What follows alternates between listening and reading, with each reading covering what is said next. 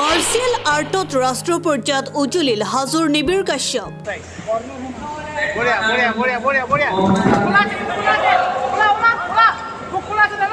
আজুৰি আনিলে সোণৰ পদক। পুনৰ ৰাষ্ট্ৰীয় পৰ্যায়ত উজ্জ্বলিল অসম সন্তান। মুম্বাইত অনুষ্ঠিত মাৰ্চিয়েল আৰ্টত সোণৰ পদক অৰ্জন কৰিলে নিবিৰ কাশ্যপে। উত্তৰ পূৰ্বাঞ্চলৰ হৈ প্ৰতিনিধিত্ব কৰি আজুৰি আনিলে এই সন্মান।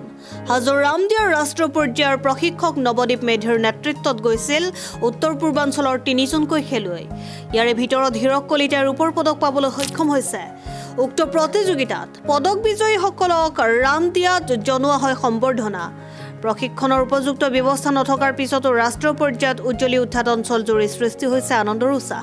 স্কুল অফ মাৰ্চেল আৰ্টছৰ হাজো ব্ৰাঞ্চে আমি 2জন পাৰ্টিচিপেট লৈ গৈছিলোঁ। বাকী আমাৰ অসমৰ পৰা গোটেই টোটেল 3জন আছিলে। আমাৰ হাজোৰ পৰা 2জন আছিলে। তো তাত তেওঁলোকে নিবিৰ কাশ্যপ আৰু হৃদয় কলিতাই সোণৰ আৰু ৰূপৰ পদক পাবলৈ আমাৰ নিবিৰ কাশ্যপ সোণৰ পদক আৰু হৃদয় কলিতা ৰূপৰ পদক। এইটো মুম্বাইত হৈছিলে অন্তেৰী স্পৰ্টছ কমপ্লেক্স। তাত 300+ প্ৰতিযোগী আছিলে আৰু 25খন ষ্টেট ৰাজ্যৰ পৰা পাৰ্টিচিপেট কৰিছিলে।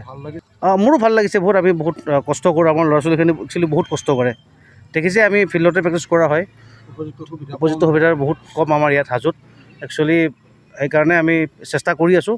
আৰু ময়ো হাজোত আমাৰ ইয়াত প্ৰশিক্ষকৰ বহুত অভাৱ। একচুৱেলি ভাল প্ৰশিক্ষকৰ বহুত অভাৱ। তো তাৰ কাৰণে চেষ্টা কৰি আছোঁ। ভাল প্ৰশিক্ষক আনাৰো আমি চেষ্টা কৰি আছোঁ। ইয়াতে ল'ৰা ছোৱালীখিনি যাতে আগুৱাই নিব পাৰোঁ।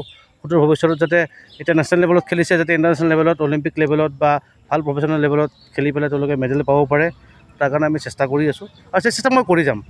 হাজোৰ পৰা প্ৰাঞ্জল কলিতাৰ ৰিপৰ্ট, অসম টাইম। ৰাইজৰ কণ্ঠ অসম টাইম।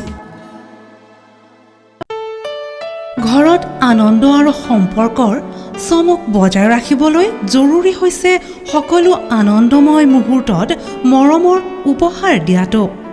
সেইবাবে মধুশ্ৰী জুৱেলাৰ্ছে আনিছে সকলো ৰঙীন ক্ষণৰ বাবে বিশেষ গহনা।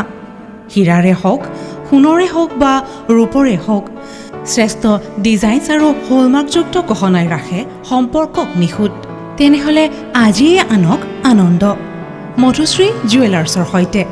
যোগাযোগ কৰক 7028000341 নাইবা ভিজিট কৰক LNB ৰোড, নলবাৰী, অসম।